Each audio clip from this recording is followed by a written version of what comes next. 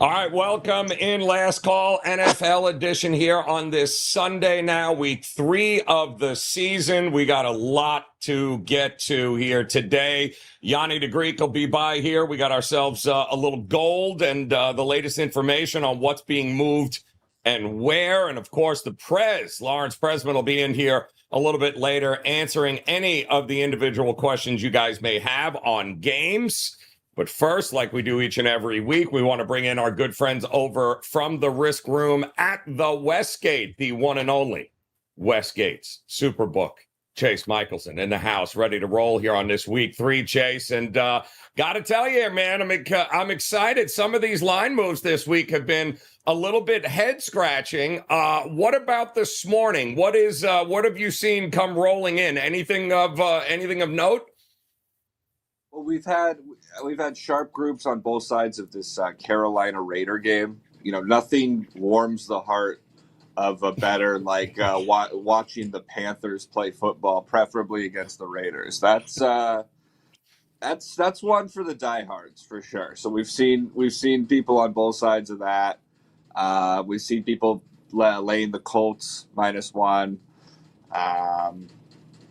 I think those are the two main ones that we've seen this morning where we've seen really a clear distinction. We've also seen a little bit of Atlanta trickling in, Atlanta +3. You know, we talked about that a little bit off camera, just that our need will change throughout the course of the day because the wise guys bet early, right? And the public will bet later. They probably haven't thought about that game yet. But once they cash some 10 a.m. or 1 o'clock tickets, they'll come to the window, and I think we all know what team they'll be looking at night. So that's kind of how things are evolving right now. But it's early, you know. Things change a lot over the course of the next hour, and then especially with the later kickoffs, you can really, you know, whatever I tell you guys right now, it can really change. I think we got 7 1 o'clock games here today, 5 in the afternoon slate, 4 o'clock. Which is great. Which is kind of crazy, right? It's so much better. Last week was terrible, like 10-3, and then like 2 of those games were total duds. Yeah. Yep. Yeah. I love the fact that they mixed it up here a little bit. 2 Monday night games, of course. A lot of the movement we're going to see on those later games, to your point, is going to be dictated a lot by how people do in these 7 1 o'clock starts here and what we have. Sure. And of course, we did learn a little bit of people wondering what was going on with Justin Herbert, this Pittsburgh game coming up here. Herbert's listed. Fields is going here. The total keeps coming down. We're still seeing 36, 35 and a half. Are you looking just about balanced in that game? Is anybody running to the window to back one side or the other now that we know Herbert's in? Well, we've seen so much on the total back and forth because people weren't sure about Herbert, and a lot of the wise guys bet this stuff kind of thinking, okay, well, we'll bet it, it'll move, and then we can always get off if Herbert plays. So, you know, we had lots of action on whatever it was, Thursday, where they just kind of announced out of the blue that he was hurt. So, you know, the thing shot down to like 34.5. Now it's back up. It got back as high as 36. Now it's 35.5. So that's just, you know, a lot of that is just people consolidating their positions on that kind of stuff. So, you know, we were talking earlier and I said that our perfect scenario would be the Chargers the Chargers cover and don't win, which is obviously a tight threshold there. We're at 2.5 with some juice on the Steelers side right now. You know, that's a game where it's so much information based. I mean, the NFL is so much like that now. Like whoever gets the information first is going to have the edge on this stuff. So right now, because Herbert ended up playing, you know, a lot of those Charger bets from earlier in the week, people got off them for the most part. So, you know, I mean, because obviously we were as high as 3, and now we're down, you know, back to 2.5. So we heard the same thing about Green Bay too, right? We heard Jordan Love was practicing this week. There were some thoughts that he was going to be in there. I know a lot of people are running to the window to bet the total up in thinking he would be under center, but I think once they ruled him doubtful last night, Are you starting to see money come back in the other way? Are we starting to see the Tennessee love showing up? Yeah, we definitely need Green Bay, at least right now. Right now we're at 3 with some Green Bay juice there. I know there's some other shops at some heavy 2.5 on the other side. Yes, I don't know if that was considered, at least in our room, as likely. I think the Herbert thing was definitely questionable just because you never know the high ankle sprain, what's going to happen. I don't think people thought that Love was going to play. Would have been pretty surprised based on everything that we were reading this week. I don't, when we were making props and stuff like that, I don't think we were considering that as a real distinct possibility. So yes, we had some people betting it up, kind of hoping. That's the you bet it up, and then if it's not there, you get off, and that's kind of what people have been doing. But I don't think we had enough Green Bay money to offset all of the. Right now, it's all Tennessee money, so we definitely were rooting for Green Bay. Yeah, rooting for Malik Willis in the revenge game that he says is not a revenge game. Love that. Yeah. Well, it's, you got to actually be able to, kind of win a game and throw the ball if it's going to be a true revenge game. Chase, let me ask you, Kelly, of course, is in Tampa for a game against her. The Broncos are coming to her neck of the woods there. So she's at that game right now.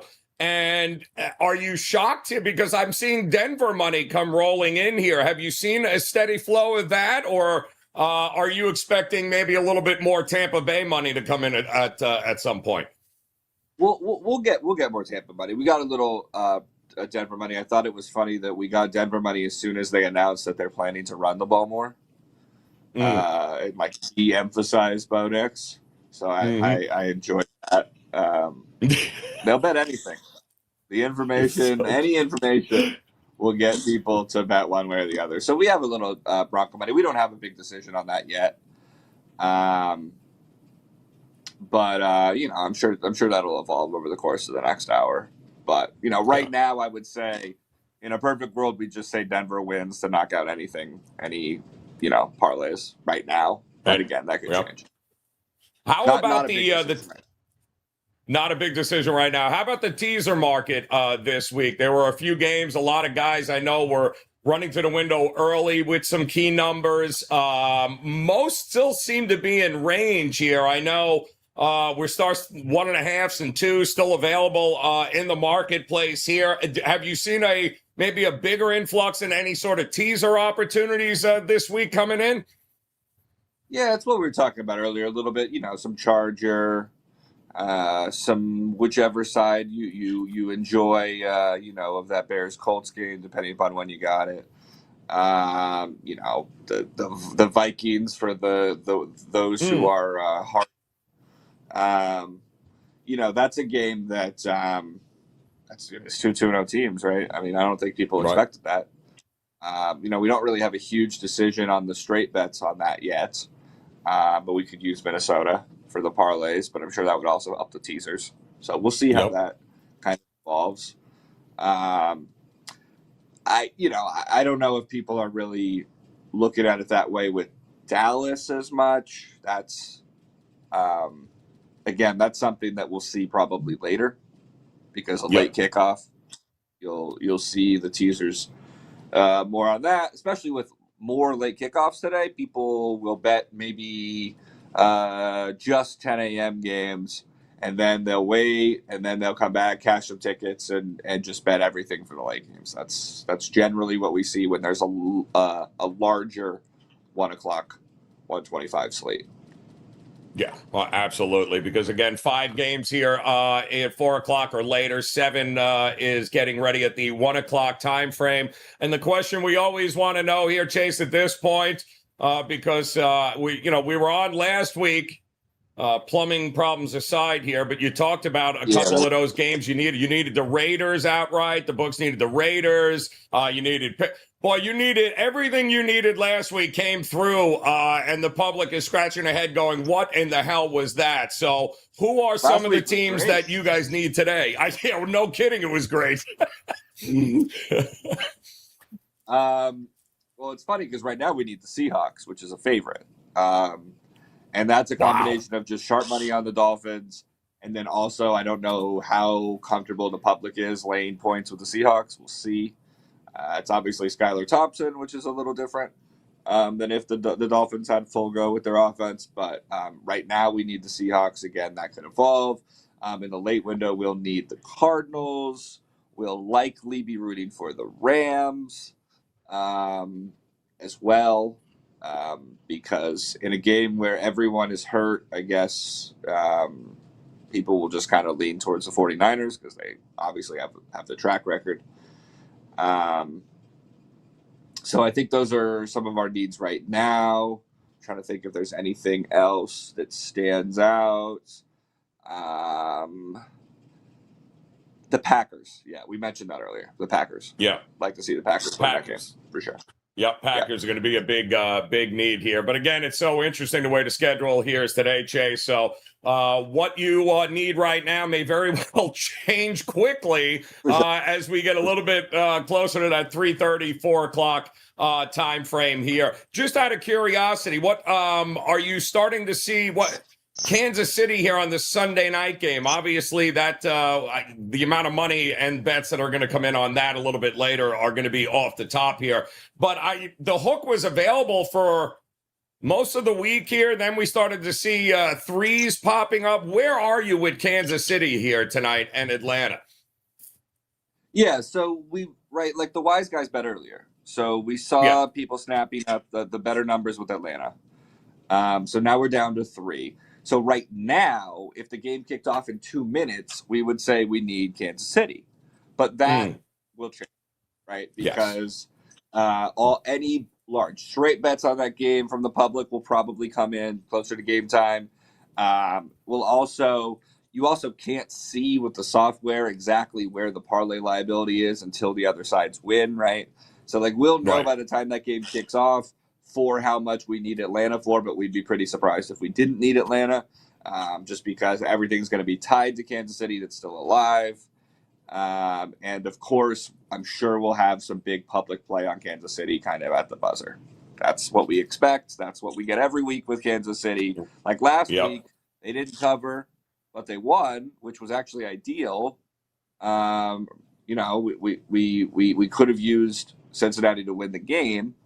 But just covering was enough for another good result. So that's, there are certain teams, right? Like obviously New England in their heyday, we're basically rooting against them every week. And that's where we're at with Kansas City, especially in a night game, especially with a team that the public doesn't really like. Atlanta won that game against Philly on Monday, but the public doesn't trust Atlanta yet. If they win this game, then maybe that'll change. But right now, we'll definitely need Atlanta. There we go. Chase Michaelson, man, over at the WestGate from the Risk Room. Brother, we appreciate the time. As always here, you are about, I am sure, to get flooded with a whole lot of bets, a whole lot of work coming in, man. But enjoy your Sunday as best you can, brother. We'll see you again next week. Thanks for the time.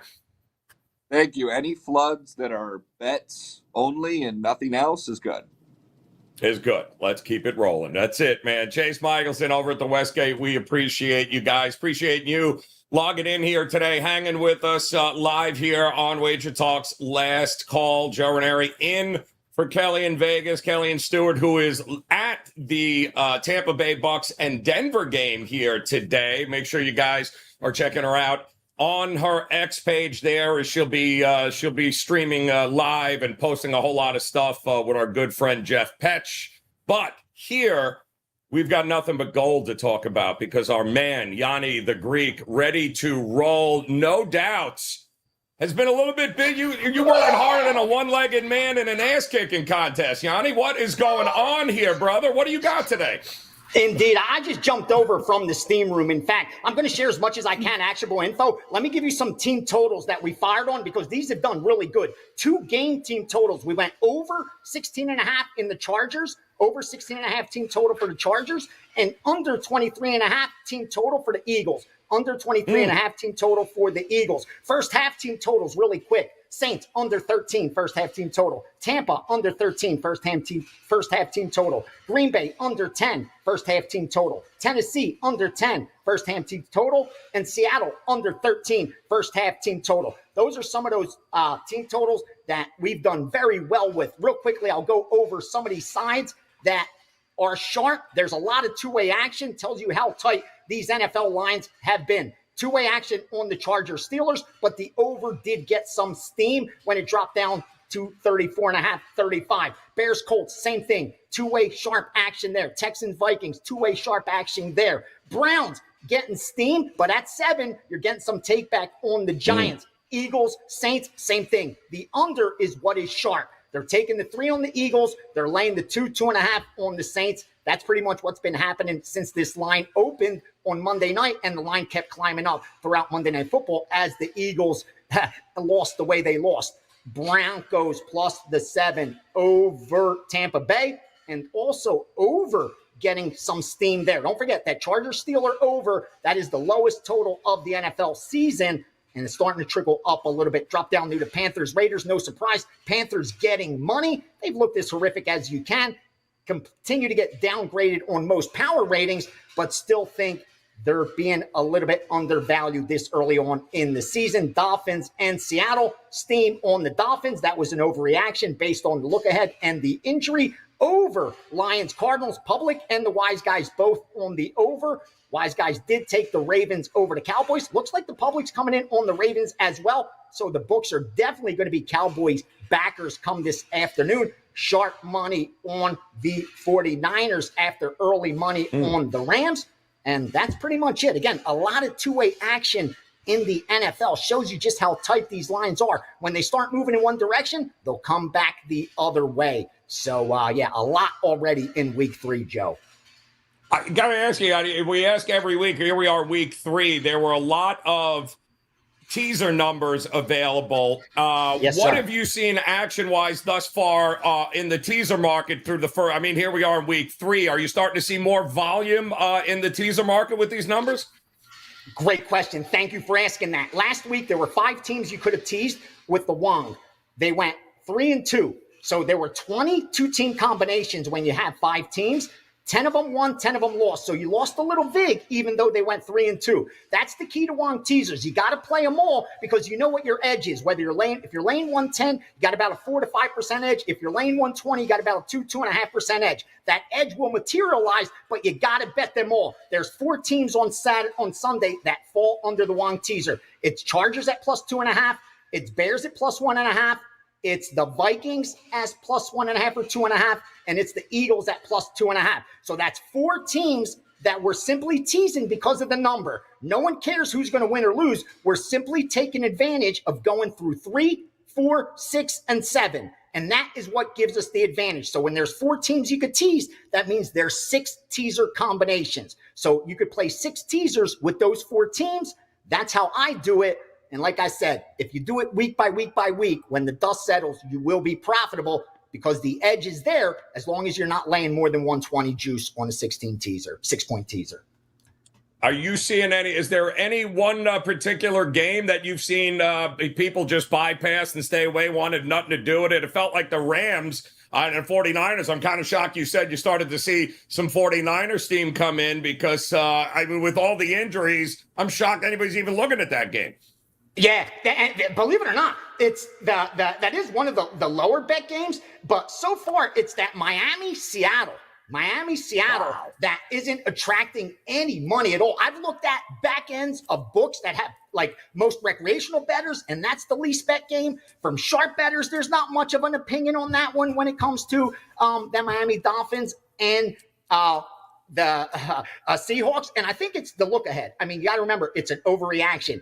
The look ahead was 1.5, and now we're looking at what? It got up to 6.5 before it started getting bet down. Yep. So I think that's the reason you saw that early steam on the Dolphins. But now that it's sitting at 4.5, Joe, it's pretty much no one's doing anything with it. They're not teasing it. They're not betting it. The over-under's not getting bet. I'm a little bit surprised because I thought you'd see sharp money on the Dolphins and over. You did get Dolphins money early at 6.5 and 6, but since then, it's been nothing at all and not much on the total either. Interesting here. And these, I know some of the guys in the chat room. What is the protocol if you're seeing money early in the week on one group, coming back the other way with another group on a week? How do you decipher what to do with those games where you're seeing two-way action like that, Gianni? Usually, what I do is I just pass unless I believe that it was manipulation. When it's manipulation, what happens usually, Joe, it's the same group betting it, meaning the same guy I work with, he'll call in and he'll say, get me team A off screen or on screen. Usually it's on screen early in the week. They want the screen to see it because the limits are low. Dude, I could bet $500 into an account, Joe, and it'll move the line of the board about a half a point to a point. Just because that line, that account's labeled as being a winning account has nothing to do with me. They don't even know whose it is. They just know that that account is a bot. It's a winning account. So when we bet into it, we're going to move it a half a point to a point. They do it every time like clockwork, and then everyone else follows it. So for a couple limit bets, I could move the board a point and a half, 2 points for these guys. Then later in the week, that same group will come back and bet 5x, 10x, 20x on the real side they wanted. And let's not forget, that bet earlier in the week isn't a bad bet anyway, because we got down at a good number. So when you have the power to manipulate the market, you're doing it. That's what we as recreational bettors wanting to be sharp need to realize, that if we had that same power to move the screen, that's exactly what we'd be doing. So be cautious drawing conclusions, especially now that it's so mainstream and so corporate. You know, you can't bet on screen anymore. They're just going to kick you out if you win. Are you noticing it too, Gianni? Because we've talked about it over the last couple of weeks. It seems we're getting a lot later bets moving markets closer and closer to kickoff. Have you noticed that as well? Where we're getting a lot of this steam. Of course, you get the early week numbers, but it seems like they're waiting longer and longer to be able to get that action in. Dude, you're paying attention more than most people, bro. That's what I can tell you, because that's exactly what's happening, Joe. That's exactly what's happening. In fact, one of the most profitable betting syndicates I know in MMA and one of the most profitable betting syndicates I know in college football have been forced to place the majority of their bets an hour to 30 minutes before the fight or the game starts, because that's the only time they could get a lot of money down. So they are willing to bypass getting the best number to get more money down. So they'll take a half a point worse, 10 cents worse, 20 cents worse, so they could get down 6 figures rather than 5 figures at a better number. That's what's happening. That's why you're seeing such big moves late. Some of the biggest moves come leading right up to kickoff. And most people have missed them because they placed their bets. They're already finished. They're walking back to their seats. They're getting ready to watch the games. But that's when all of it's happening. That's what these betting syndicates are waiting for. That 15 minutes, 20 minutes before the game where their money gets mixed in with all the other money, and you could get down so much more. I've seen it over and over and over in MMA, and it's now crossed over to major sports as well. They'll say, hey, we'll get a half a point worse, but we'll get 6 figures down instead of 10 dimes down. And that's why they wait until game day. Great observation, bro. Great observation. Yeah, I'm watching it every week, watching the board light up 30 minutes before kickoff, and I'm going, what in the world is going on here? But that's interesting. Get a little worse of a number, but more money down makes all the sense in the world, which is also why it's pretty important, Gianni, to partner up with yourself, because the bets are coming in right up. So your clients, right, over at WagerTalk, they're going to get the information as soon as you get the information. Actionable, dude, up to the second. Like the stuff I was giving them now in the steam room, these guys were putting on, letting me know on the chat, like, dude, I got a half point better. I got a point better because I'm able to speak it as it's coming on my thing. So as the group saying, get me -3.5, I'm saying on the mic, we're getting -3.5. So they're able to see that after they bet it, the screen will line up minutes after they bet it. So they're seeing this happen as we're doing it. And again, I'm having a losing year. I'll tell you when I win and I tell you when I would lose. I've won 8 of the last 9 years, but 2024 has not been gone in my favor. Now I have a couple months left before all the dust is settled and we see how it finishes. But the information continues to come in. And like I said, we're crushing these closing numbers. And when you're doing that long term, you're going to do okay. That's what I'm talking about. It's a matter of being consistent and consistently on top of it, and partner with Gianni over at WagerTalk.com. Best way to go, because it's interesting too here, Gianni. You see that 7 1 o'clock games.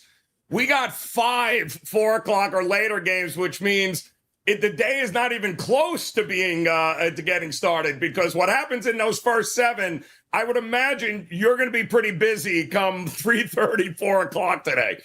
Oh, yeah. And then we have 2 Monday nighters tomorrow after the Sunday night game. Because you got to remember, depending on how the outcomes of these early games, that's going to determine a lot of the risk in the later games. Did the early teasers cash? Did the early money line parlays cash? That adds a lot more risk to the later afternoon games, forces the books to adjust their lines to try to limit some of that risk. So they're willing to give a guy like me the best of it so I could come in and limit some of their risk. So that's exactly what I'm doing. I'm waiting a half hour, an hour before those later games go to see, are any of these lines being moved so that they could limit some of their risk, where we could sneak in and get the best of it. It happens on Sunday night, it happens on Monday night, and it happens on these later games because of the risk tied in from earlier that they have to try to mitigate later in the day or even on Monday Night Football. A lot of times you could take advantage of that. Yeah, and you can do it also by visiting Gianni over at WagerTalk.com. Partner up with him, because as you can tell, he's got his finger on the pulse of what the hell's going on here. Gianni, I appreciate the time as always, brother. Get out of here, man. Thank you. Busy day ahead. Good luck. Gianni the Greek, make sure you visit him over at WagerTalk.com and partner up with him as the Steam Room is full board ahead, man. Continuing to roll. You guys can get all of that information on his page at WagerTalk.com. We agree with you, Anthony. Love listening to Gianni. We also love listening to the next guy who's going to answer any questions on these games that you guys have, backed by popular demand. He was in this chair a week ago, spitting out winners and giving out facts here in the NFL slate week 2. He's back by popular demand for week 3. It's the Prez. There he is. Look at it. Look at them arms, man. Look at that. Damn. That's what I'm talking about, Prez. What's happening? Oh, no. Oh, this is where am I supposed to mime? Is that how? You're good to go. Oh, no, you're right back to the mute again. You're right back to the mute. Let me see if I can do the voiceover. Hi, my name's Mr. Oh, no, that's not. No, I don't look like I did. One more time, Press. Let's see if we got you now. There we go. This is the second time that has happened. The first time was with Kelly, and I don't mute myself, man. I mean, I like my voice too much. I have no mute button in my life. We know that. Pleasure to be with you, you sun-kissed stud muffin. What's going on?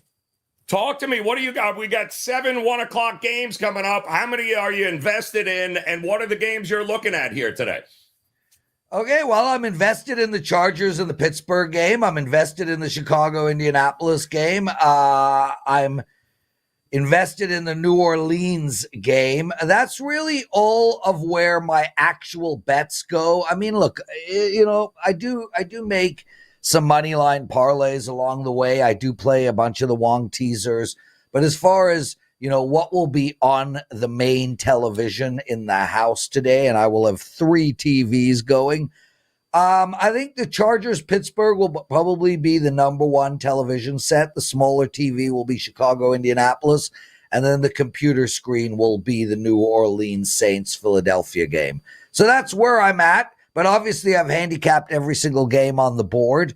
And yeah, man, I like week 3. Week 2 and 1 are sort of my struggle weeks, but I really feel like I'm going to have an outstanding day today. I'm excited for today. I am too here, because some of these matchups, Prez, are getting real interesting. Kelly, in fact, is in Tampa. She's going to be watching her Denver Broncos take on the Bucks. It kind of felt like an over game given the injuries on the defense on both sides, both teams dealing with big defensive injuries. So if Bo Nix and company were ever to get it going here a little bit offensively, it feels like this might be the game to do it. And we know Tampa can score here, but when you looked at this game, what were you thinking? You're not running to the window to lay 6.5, are you? I mean, listen, Joe, there's now 5.5s on the board, and I know some people bet Denver up at 7. This is one of those games where it's like, don't try to overthink it. I'm not going to be betting this game, but if I were to bet this game, I would take Tampa Bay team total over, Denver Broncos team total under. I'm not going to sit here and say if Bo Nix can figure it out. Why? After Bo Nix figures it out, then I will say, hey, Bo Nix figured it out. Sure. I don't have a crystal ball. And I look at this Denver Bronco offense, and I don't understand it. It makes no sense to me. I don't understand Sean Payton's play calling. Has the NFL passed him by? I don't get what Denver is doing. This is a team that should be running the ball 2 out of 3 plays. This is a team that should have stacked their O-line. And this is a team that, to me, is just one big freaking mess. As for Tampa Bay, tough spot for them, Joe. Coming off of a revenge win against Detroit last week and an outstanding win.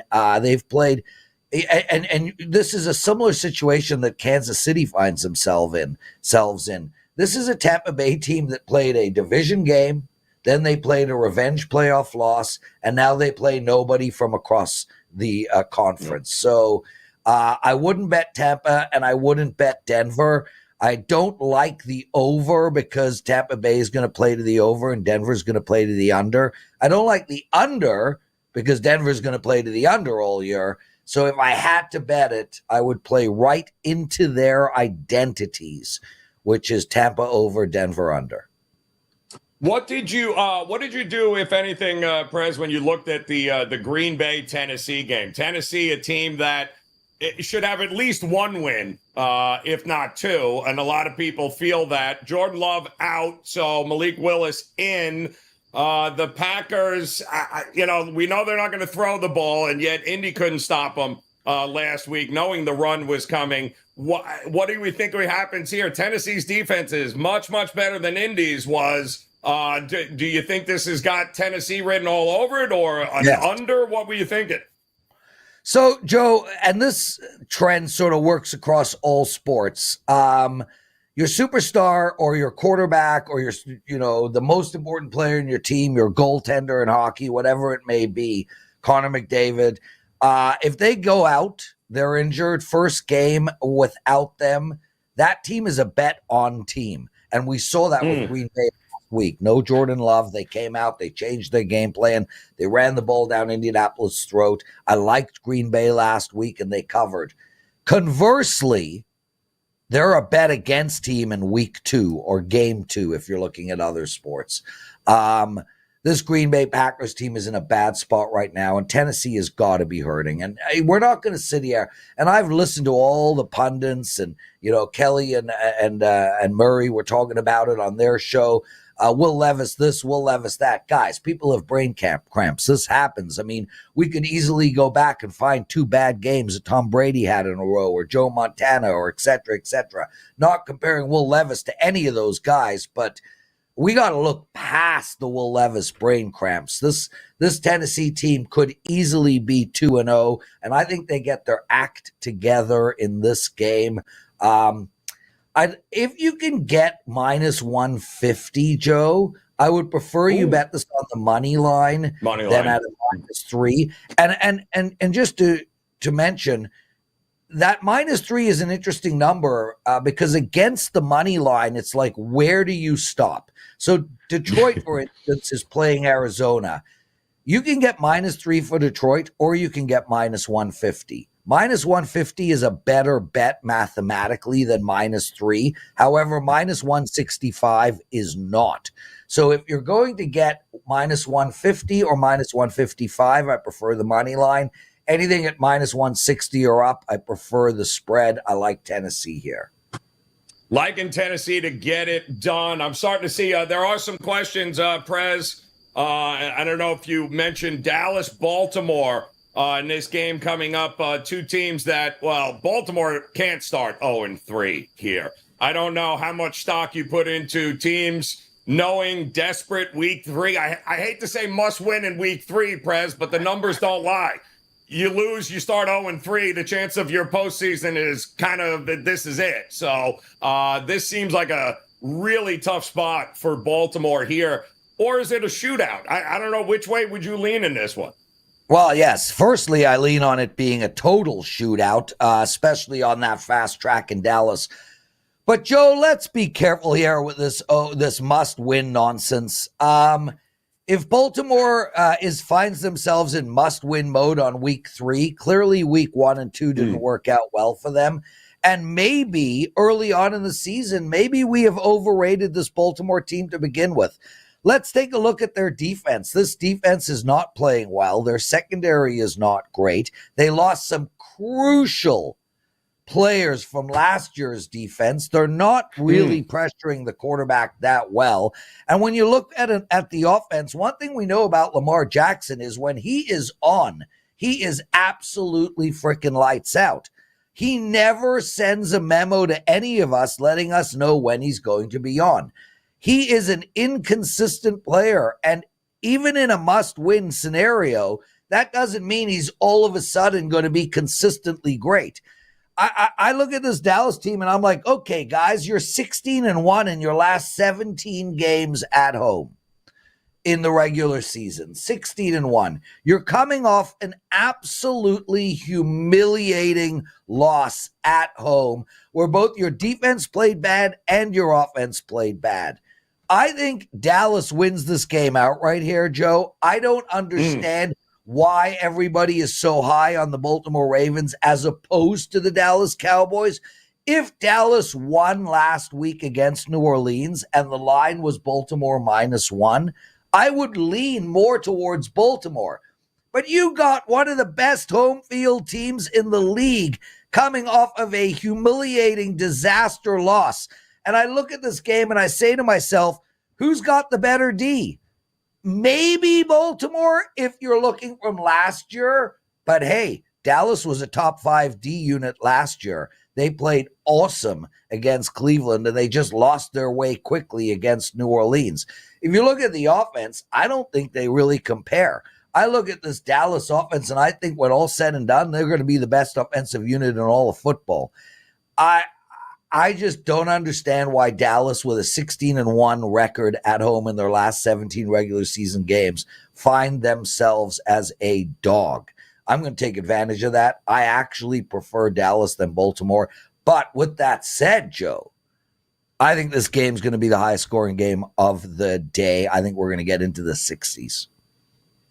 So, yeah, well, two things here with Baltimore. Number one, they have no pass rush, guys. 0. They can't get to any quarterback, which means Dak Prescott and Dallas can't run the ball anyway. So that means I do think Dak and CeeDee Lamb, they are poised to have big, big days. Keep this in mind, by the way. The Ravens pass rush this year ranked 27th in the NFL. You know where their Seahawks pass rush is? They're second. You know who coaches the Seahawks?